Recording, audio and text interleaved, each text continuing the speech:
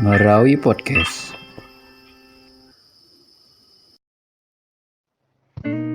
Assalamualaikum warahmatullahi wabarakatuh. Selamat malam teman-teman Marawi Kecil Podcast. Gimana nih kabarnya? Kita sudah memasuki bulan Agustus. Nah, kali ini Marawi Kecil Podcast kedatangan tamu yang spesial banget. Beliau adalah pengajar Indonesia Mengajar. Nah, selain itu beliau juga adalah psikolog pendidikan loh. Nah, aku langsung kenalin aja ya. Halo Kak Devi Lusiria. Halo Kak Devi, gimana kabarnya Kak? Alhamdulillah sehat. Alhamdulillah Kak. Oke Kak Devi, nah teman-teman Marawi Kecil Podcast belum kenal nih sama Kakak. Boleh dong Kak, Kakak kenalan dulu sama kita semua. Oke, siap ya. Halo teman-teman semua, perkenalkan saya Devi Luslia. Saat ini saya adalah pengajar muda Indonesia Mengajar, penempatan di Kabupaten Saburai Jua, Nusa Tenggara Timur. Wah, oke.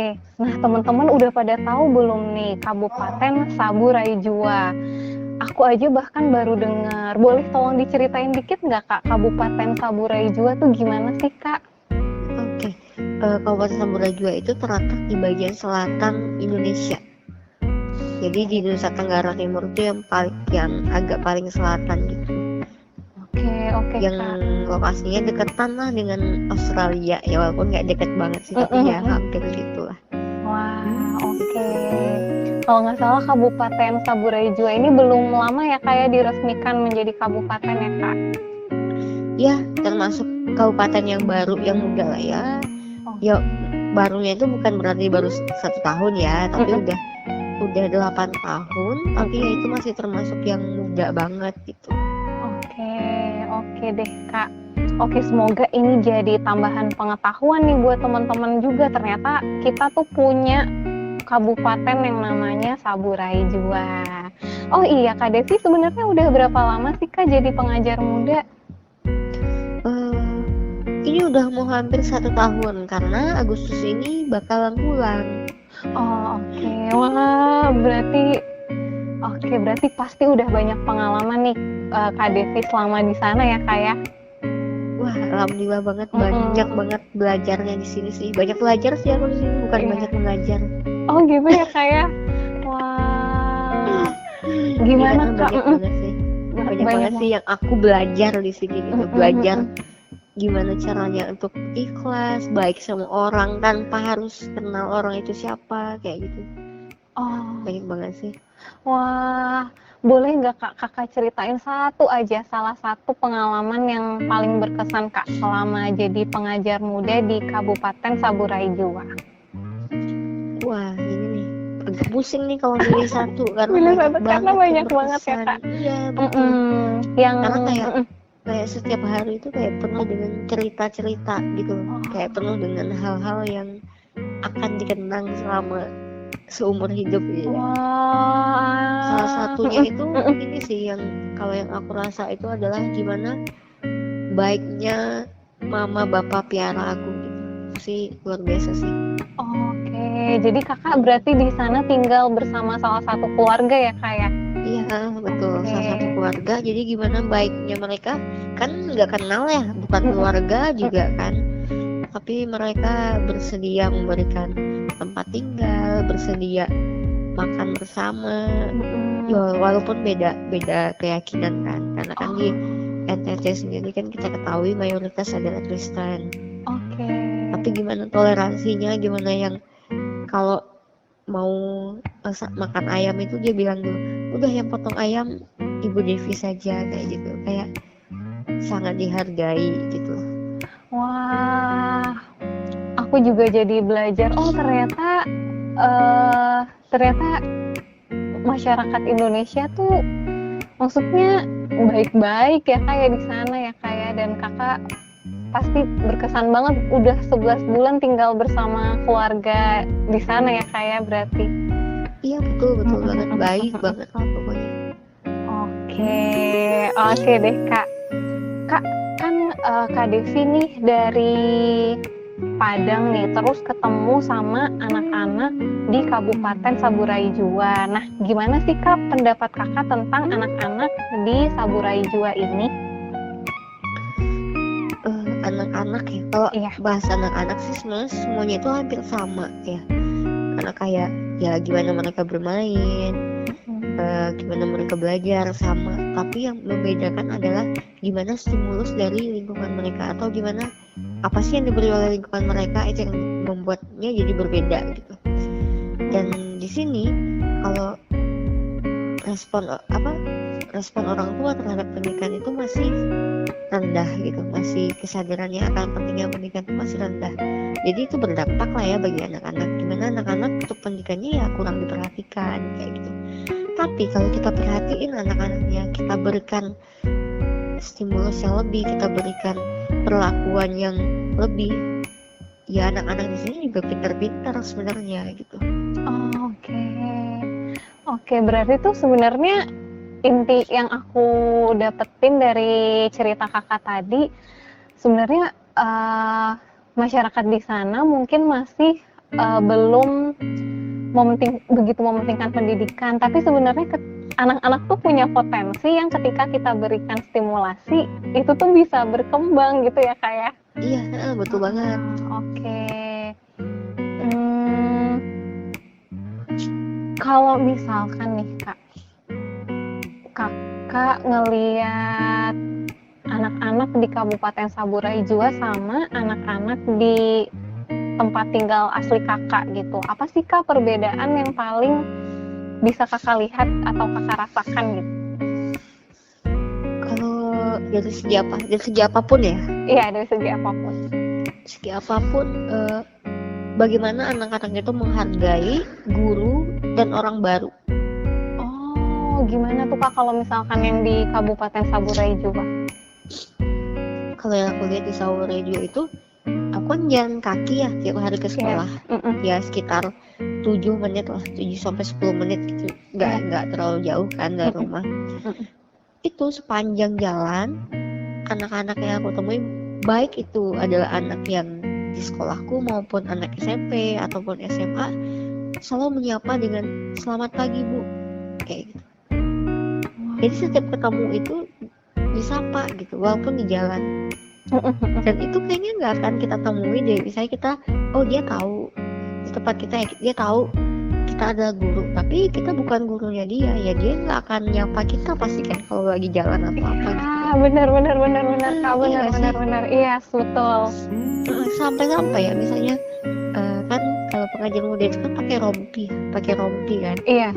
Dan kayaknya sekabupaten itu tahu aku jalan ke desa sebelah pakai motor, itu anak-anak itu kalau lihat udah teriak langsung selamat pagi Bu atau selamat siang, apapun ditemui mereka akan menyapa. Bahkan Kak mungkin bahkan kalau misalkan di daerah aku yang aku tahu gitu dan yang pernah menemukan, karena aku juga beberapa kali jadi pengajar juga, kadang mungkin anaknya tahu muka aku gitu tapi mungkin entah pura-pura lupa atau sungkan kali ya untuk nyapa. Jadi jadi aku kayak wah kagum sih sama anak-anak di sana, berarti santun banget ya Kak ya. Iya. Oke, ada lagi Kak tentang perbedaan selain menyapa tadi? Selain menyapa tadi, rajin banget sih menurut aku. Rajin kerja bantu orang tua, luar biasa sih. Apalagi kan sini kan susah air ya, air. Terus anak-anak itu tiap pagi sore harus pikul air dulu ke sumur, cari air di sumur, di tempat penampungan air kah atau di mana gitu untuk dibawa ke rumah. Jadi kayak ya kasihan gitu. Sedangkan anak-anak di tempat kita aja yang udah tinggal sekolah, udah tinggal duduk di bangku sekolah aja gitu, tetap menyia-nyiakan itu gitu kan. Ini mereka harus pikul air dulu, habis itu jalan kaki. Dan semakin tinggi sekolahnya, semakin jauh coba jalan kakinya. Anak SMA, SMP itu ada yang jam 4 pagi, jam 5 pagi udah mulai jalan kaki ke sekolahnya. Oh, sekolahnya jauh nggak sih Kak dari rumah mereka gitu? Kalau SD itu ya paling lama jalan kakinya masih 30 menit lah paling lama. Wah, Ada yang sampai 30 menit sih. Anak-anak sekolahku ada yang sampai 30 menit. wah jauh sih Kak itu. Itu SD ya. Apalagi yang SMA itu lebih jauh lagi karena kan SMA itu cuma satu ya di kecamatan. Oh, Dan itu mereka jalan kaki itu jam 5 pagi itu udah mulai jalan kaki. Coba bayangin. ya ampun, iya Kak. Berarti mereka daya juang untuk ke sekolahnya juga tinggi ya Kak ya? Iya betul banget. Oke, wah menarik banget Kak karena maksudnya nggak jarang aku ketemu sama anak-anak yang udah cukup punya banyak kemudahan lah Kak. Maksudnya kayak ke sekolah dianterin sama supirnya gitu atau sama susnya gitu. Jadi aku kagum banget sih Kak sama perjuangan anak-anak di sana. Oke. Kemudian, tapi sebenarnya Kak kalau misalkan diambil positifnya mungkin ya kayak mungkin anak-anak di sana jadinya kuat-kuat gitu kan, maksudnya motoriknya. Terus Iya betul. iya nggak sih Kak, kayak kan harus nimba air di sumur kan butuh kekuatan tangan juga gitu nggak sih Kak? Iya betul, makanya kadang anak di sini itu untuk bidang yang lebih mereka kuasai itu emang bidang olahraga jadinya gitu. Terus kan tadi Kakak sempat cerita kalau karena masih kurangnya kesadaran pentingnya akan pendidikan, jadinya stimulasinya kurang. Nah, stimulasi apa nih Kak yang kurang menurut Kakak? Ini perhatian orang tuanya untuk tetap membimbing anaknya belajar di rumah gitu, karena orang tuanya aja kadang ada yang nggak bisa baca juga gitu kan. Gimana mau membantu anaknya belajar membaca gitu. Jadi kayak memang tanggung jawab pendidikan itu lebih kepada sekolah, guru kayak gitu di sini. Oh oke Kak, paham Kak. Kakak pernah sempet nggak sih Kak? Oh iya Kak, aku belum nanya, Kakak pengajar kelas berapa Kak? Kebetulan di sekolah aku kan gurunya lengkap, jadi kayak aku tuh diminta bantuan pengajar bahasa Inggris sebenarnya gitu, kayak buat nambah-nambah pengetahuan anak-anak lah tentang bahasa Inggris, sama kalau bantuin kalau ada guru yang berhalangan kayak jadi nggak pegang kelas sama sekali sih. Oke Kak, siap. Berarti itu tuh kayak fleksibel untuk kelas 1 sampai kelas 6 SD atau gimana Kak? Atau SMP juga atau SMA juga gitu Kak? Kebetulan Indonesia Mengajar itu di SD sih. Oh di SD. Di SD kita sudah ditempatkan di SD satu SD. Oh 1 SD. Berarti Kak Devi fleksibel di kelas 1 sampai kelas 6 gitu ya Kak ya? Iya fleksibel kelas 1 sampai 6. Tapi kepala sekolah di sekolahku lebih sering meminta bantuannya kelas 4, 5, 6 sih. Karena di sini kelas 1 kelas rendah itu pada umumnya masih belum bisa berbahasa Indonesia. Oh, berarti pakai bahasa NTT Kak? Apa gimana? Iya, bahasa Sabu. Oh, bahasa Sabu. Jadi kayak kepala sekolah aku kayak kasihan nanti kalau Ibu Devi masuk kelas 1 gitu sih, kayak kan aku nggak ngerti ngomong apa, dianya juga nggak ngerti aku ngomong apa gitu kan. Iya. Oh gitu, oke Kak. Tapi gimana Kak, maksudku tadi kan Kakak sempat cerita bahkan ada orang tua yang belum bisa baca gitu Kak. Tapi semangat anak tadi aku nangkepnya juga anak-anaknya sebenarnya semangat nih ke sekolah, tapi semangat juga untuk belajar nggak ya Kak? Ya itu lagi tergantung gimana kita memberikan perhatian kepada anak-anaknya gitu. Karena kalau yang aku temui di kelas-kelas yang aku masukin itu semangat kalau pas aku masuk gitu. Oke. Karena kita kayak ya berikan pembelajaran yang lebih kreatif, yang asik kayak gitu kan, menggunakan permainan. Jadi kayak anak-anak itu merasa wah kok seru ya gitu. Jadi ya padahal kan tetap belajar ya walaupun melalui permainan gitu. Iya Kak. Oh gitu. Oke Kak. Jadi sebenarnya ya mereka semangat tergantung juga cara kita ngajarnya gimana gitu ya Kak ya. Betul. Oke. Sempet pernah bahas cita-cita nggak sih Kak sama anak-anaknya? Pernah. Oh pernah. Ini cita-cita itu suatu hal yang menarik sih. Iya gimana Kalau Kak? aku temui anak-anak di sini ya ceritanya sebatas pada apa yang mereka lihat di daerah di sekitar mereka. Oke. Ya paling tinggi itu palingan dokter. Oke. Terus perawat, psikolog mah mereka nggak tahu.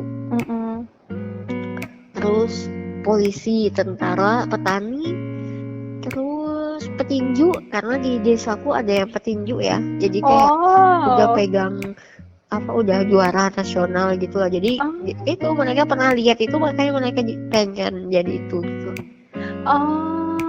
Terus apalagi ya sebatas yang mereka lihat lah, kayak misalnya YouTuber atau apa ya mereka belum tahu lah, nggak kayak anak di Jakarta ya sekarang kan kalau cita-citanya mau jadi apa YouTuber, anak di sini belum tahu lah. Jadi intinya sebenarnya mereka udah bisa gitu membuat cita-cita, cuman belum begitu tahu banyak profesi, bahwa sebenarnya profesi itu lebih banyak dari itu gitu ya kayak, dan membuat cita-citanya ya berdasarkan dari apa yang mereka observasi gitu ya kayak. Iya betul banget. Oke.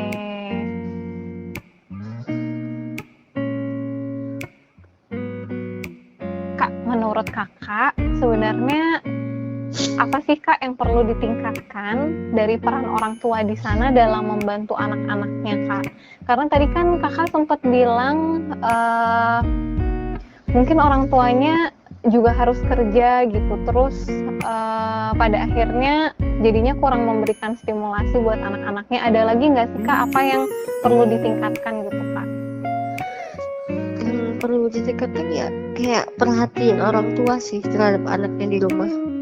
Ya minimal untuk menemani anak belajar lah, walaupun mungkin orang tuanya juga nggak paham kan apa yang dipelajari anaknya, tapi lebih ke mengingatkan mungkin gitu kan. Oke Kak. Tapi sebenarnya kalau interaksi antara orang tua dengan anaknya tuh sering nggak sih Kak? Kalau interaksi sebenarnya masih lumayan sih sebenarnya, kecuali bagi anak-anak yang orang tuanya melaut.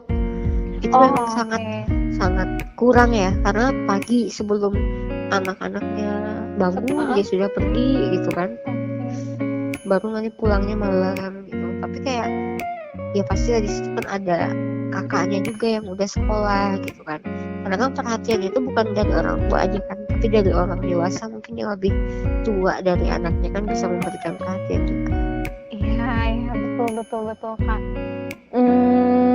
Banyak nggak Kak yang orang tuanya melaut Kak? Lumayan banyak banget sih. Karena deket laut juga ya Kak, kan tadi Kakak cerita di bagian selatan ya Kak ya. Dan kepulauan kan. Iya.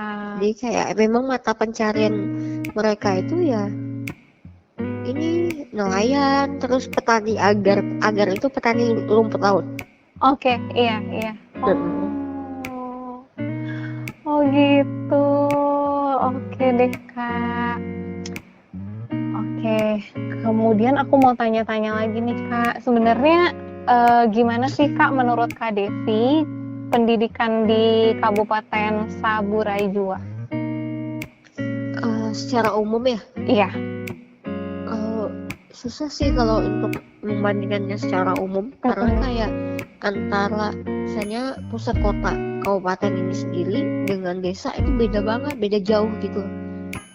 Karena di kabupaten itu kan fasilitas sudah lumayan lah, ada listrik, internet lancar gitu kan. Tapi di desaku sendiri ya, di rumahku sendiri itu nggak ada listrik loh sama sekali. Oh, terus Kak, gimana Kak kalau malam gitu misalkan butuh cahaya? Kalau malam lampunya ada tapi dari tenaga surya, jadi kayak udah dicas dulu dari tenaga matahari kan gitu. Terus kalau untuk ngecas dan lain-lain itu nitip powerbank ke tetangga yang beda desa rumahnya, nanti diambil lagi ngecas pakai powerbank gitu. Oh gitu, berarti Kak Devi juga harus kayak gitu ya Kak ya? Iya harus gitu lah namanya ini. Iya Kak. Wah. Jadi gitu. Tapi kalau di kabupaten, ini kan aku lagi di kabupaten ya, di pusatnya lah gitu kan, di pusat pemerintahan, pusat perdagangan juga itu lancar, kayak masih kayak pada umumnya gitu, sama lah kayak di kota-kota. Wah. Iya Kak.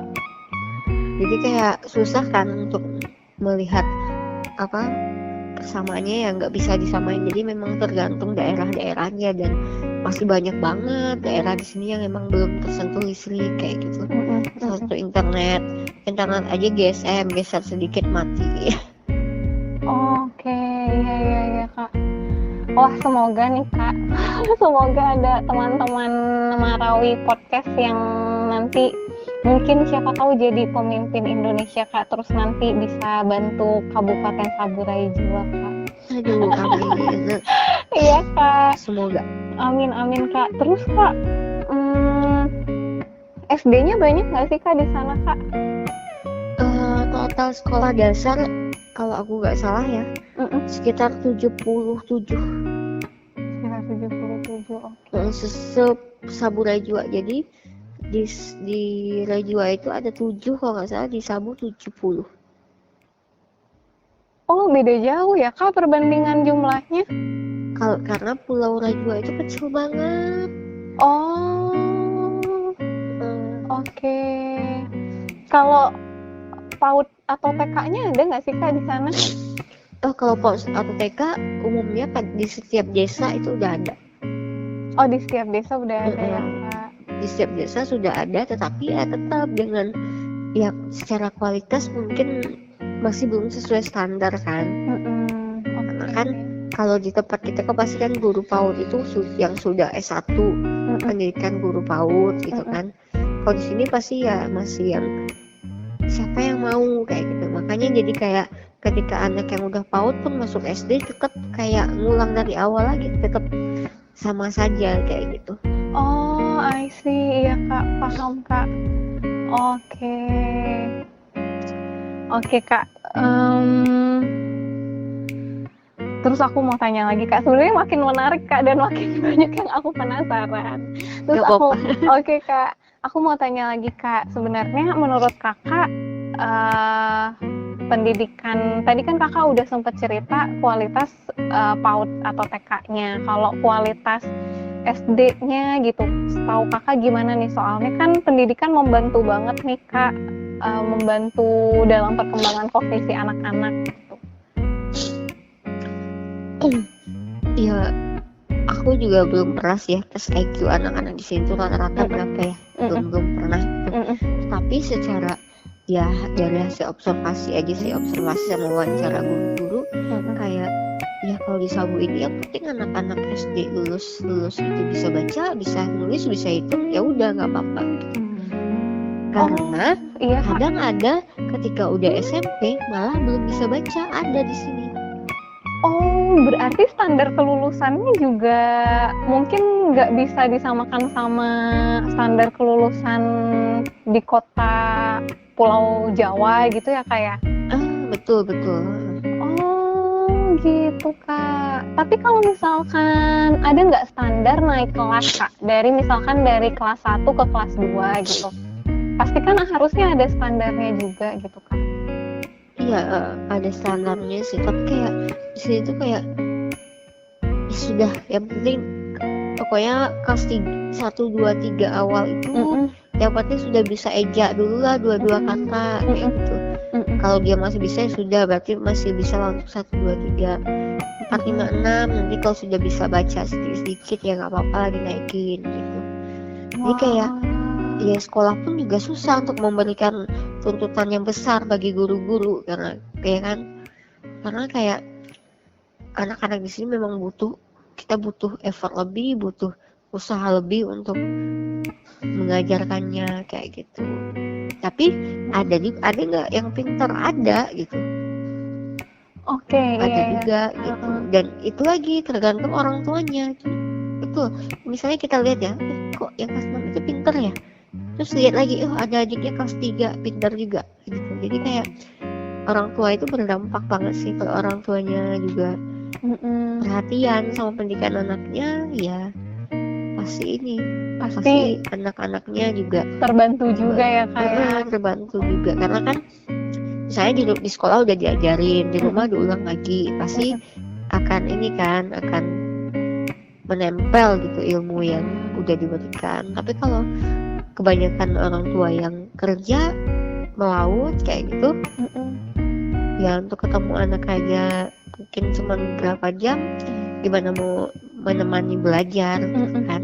Jadi anaknya pasti pulang di sekolah cuma beberapa jam, habis itu pulang, besok lagi, ya kan kayak ilmu itu lewat gitu aja kan. Iya Kak Devi.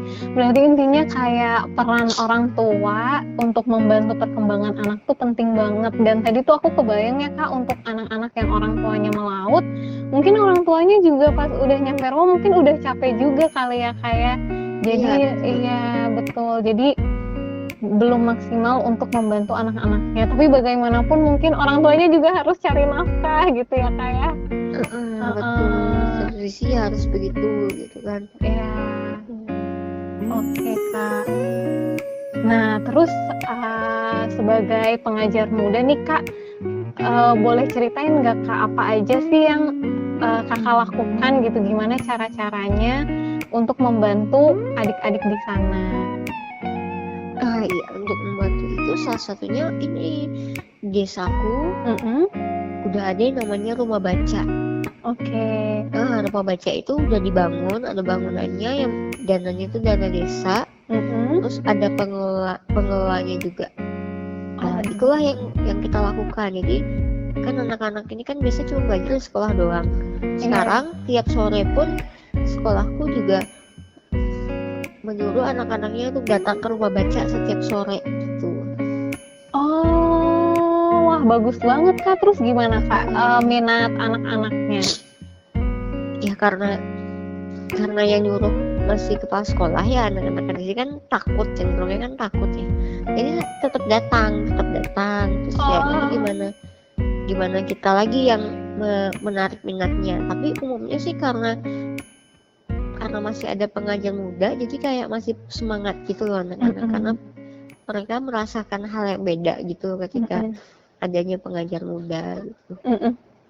Wah aku bersyukur banget sih Kak, berarti di sana sudah terbangun ya Kak ya rumah baca ini, dan semoga minat anak-anaknya untuk belajar bisa terus meninggi ya Kak ya.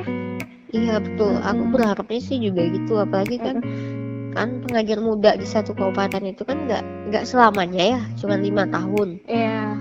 Jadi kayak masih ada ketakutan sekarang, nanti kalau udah nggak ada pengajar muda, gimana jangan-jangan mau bacanya udah jadi apa gitu nanti. Jadi kayak sekarang itu kita lebih banyak mendorong orang-orang yang mau untuk bergerak kayak gitu. Iya benar. Jadi kayak makanya lebih deketin pemudanya gitu, kayak kan ada pengelolanya juga kan. Oke, susah nggak sih Kak ngedeketin pemudanya untuk bantu gerak gitu Kak? Ya gimana ya, susah gampang gitu sih, karena kan kayak ya untuk bergerak di bidang pendidikan ini kan nggak ada dananya, nggak ada gajinya kayak gitu kan, kayak emang yang ikhlas rela berkorban gitu kan. Jadi kayak ya emang butuh kayak ngobrol banyak dulu, ini dulu gitu.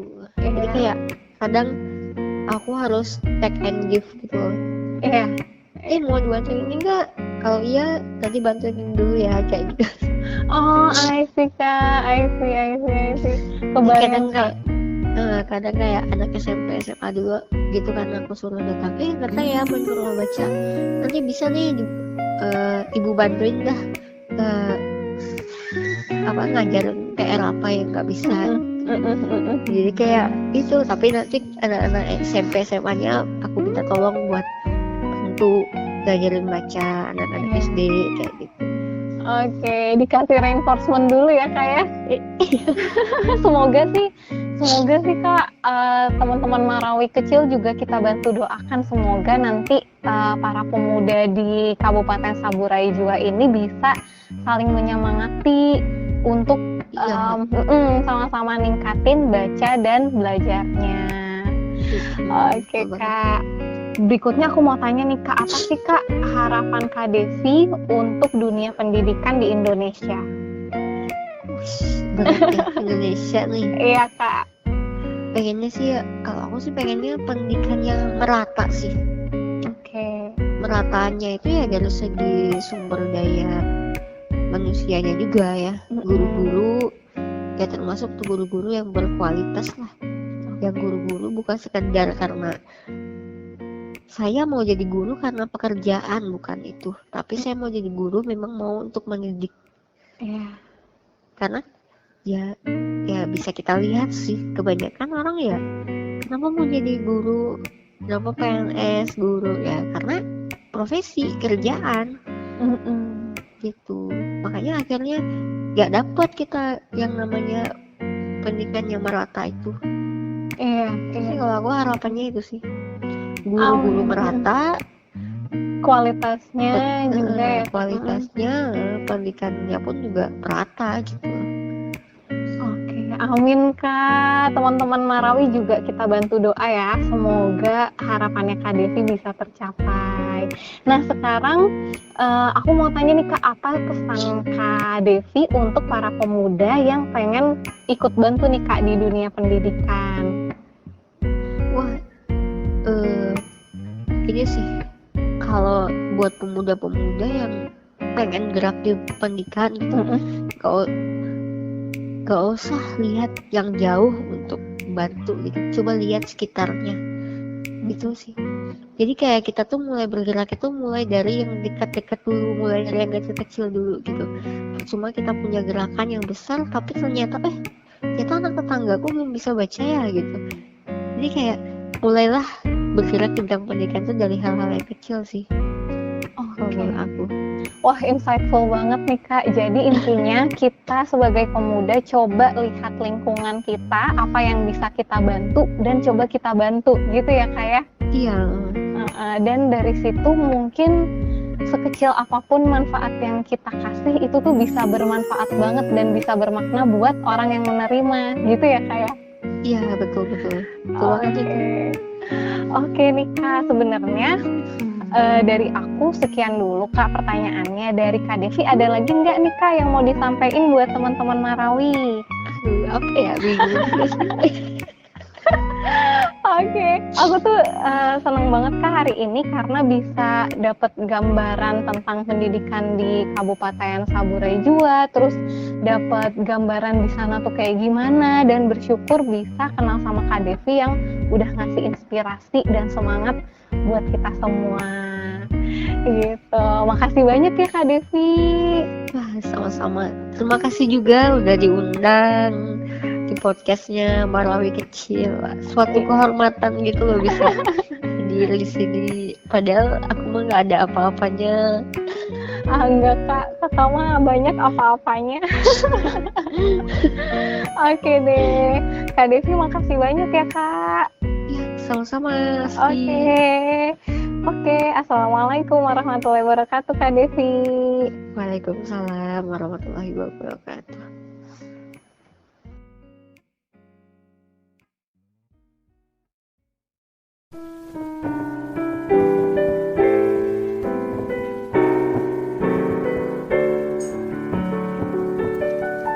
Sampai jumpa di Marawi Podcast.